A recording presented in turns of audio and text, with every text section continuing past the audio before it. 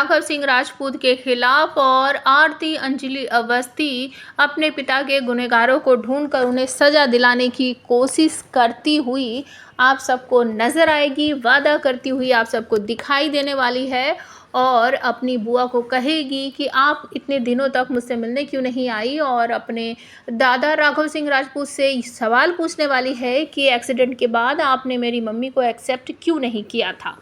तो आरती अंजलि अवस्थी के सीरियल में आप सबको देखने को मिलेगा कि जैसे ही सीरियल स्टार्ट होगा तो कली के साथ शादी हो चुकी होगी वेद की, लेकिन वेद यहाँ पर साफ मना कर देगा कि मैं तुम्हें ज़िंदगी भर कभी भी अपनी पत्नी नहीं मानूंगा, क्योंकि मैं आरती से प्यार करता हूँ। और जो वेद का परिवार है सब एक तरह से धमकाता हुआ आप सबको दिखाई देने वाला है कली को कि तुम हमारे यहाँ पैर रख कर देखो, तुम्हारा गृह प्रवेश होगा, हम करवाते हैं तुम्हारा गृह प्रवेश। और सब कुछ महक ने बता दिया है आरती को। तो आरती फूट फूट कर रोती है और सबसे पूछती है, अपने चाचा से भी और अपने दादा से भी पूछती है कि आप लोग इतने दिनों तक मुझसे छुप कर रहे, कभी हमसे मिलने नहीं आए, और आप सबको पता था कि इसमें मेरी माँ की कोई गलती नहीं है और मेरे पापा अमन सिंह राजपूत है, ये बताना भी किसी ने मुझे ज़रूरी नहीं समझा।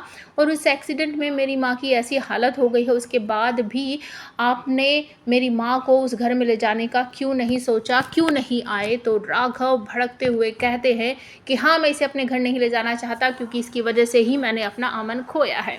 लेकिन यहाँ पर आरती जो है वो वादा कर देती है सबके सामने कि अब चाहे कुछ भी हो जाए, मैं मेरे बाबा के गुनहगारों को ढूंढ कर रहूँगी। और सारा राघव सिंह राजपूत का परिवार जो है वो वहाँ से चला जाता है।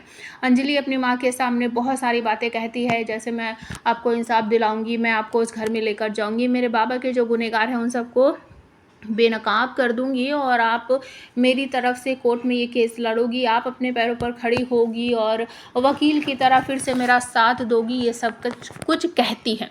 और उसके बाद तुरंत ही फ़ोन मिला लेती है अपने दादा राघव सिंह राजपूत के पास और उनको धमकाते हुए कहती है कि बस बहुत हो गया, अब मैं कुछ भी बर्दाश्त नहीं करूँगी। और उधर से वो पूछते हैं कि कौन बोल रहा है, तो उस तरफ से आवाज़ आती है। आरती कहती है मैं आरती अवस्थी बोल रही हूँ, लेकिन उसके बाद पलट कर कहती है नहीं नहीं, मैं आरती अमन सिंह राजपूत बोल रही हूँ। उस पर राघव सिंह राजपूत भड़क पड़ते हैं, कहते हैं दोबारा ये बोलने की ज़रूरत नहीं है। तो आरती कहती है मैं बोलूँगी, मैं उनकी बेटी हूँ, मैं ज़रूर बोलूँगी और आप सब लोगों के चेहरे पर से नकाब हटा कर रख दूँगी।